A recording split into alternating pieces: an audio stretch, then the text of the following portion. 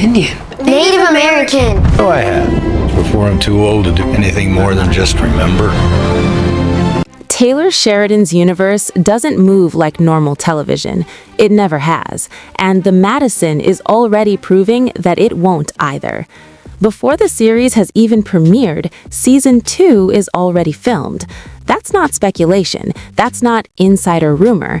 That's coming directly from Kurt Russell himself. And that single fact quietly changes how we should be looking at this show. This isn't confidence, it's control. In modern TV, renewal usually follows performance. A show airs, the numbers come in, executives decide if it's worth continuing. That's not what happened here. According to Kurt Russell, the decision to film 2 seasons back-to-back wasn't about ratings, it was about preserving a specific character and a specific story. Russell was already committed to Monarch: Legacy of Monsters when the Madison entered production. Under normal circumstances, that conflict would have meant one of 2 things: recast the role, reduce the character's importance. Instead, Taylor Sheridan did something very different. He restructured the entire production timeline.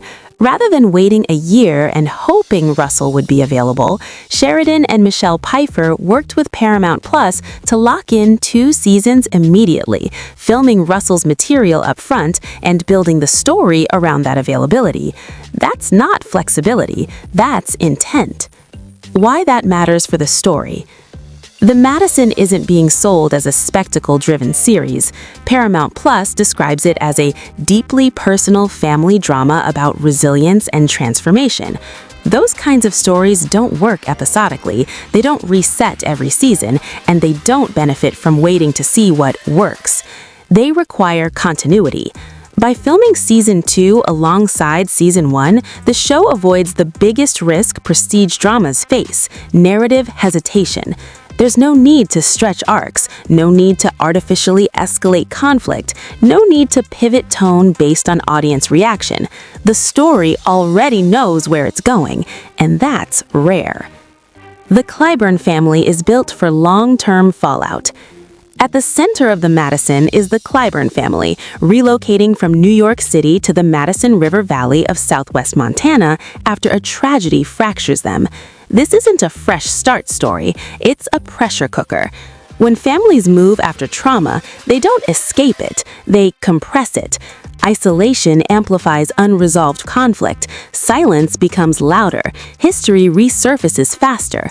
Kurt Russell's Preston Clyburn isn't just another patriarch figure. He's positioned as someone whose presence matters enough that the show was willing to bend its entire production schedule around him. That tells us something important. His role isn't expendable, and his arc isn't optional.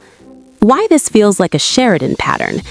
If you followed Taylor Sheridan's work, Yellowstone, 1883, 1923, this strategy will feel familiar. Sheridan doesn't build shows to test ideas, he builds them to assert themes.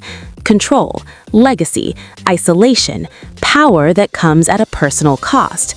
By securing 2 seasons up front, the Madison joins a very specific category of Sheridan projects, the ones meant to unfold, not react.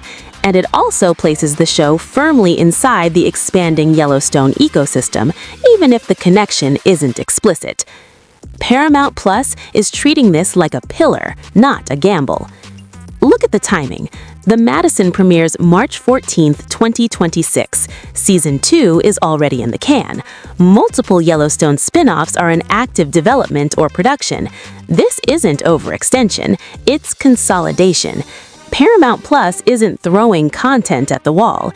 It's building interlocking dramas that can sustain long-term viewer investment, which means the Madison isn't expected to find its footing. It's expected to land fully formed. What this means for viewers. When a show knows its future before its premiere, it behaves differently. Scenes linger longer, conflicts aren't rushed, characters are allowed to make choices that won't pay off immediately.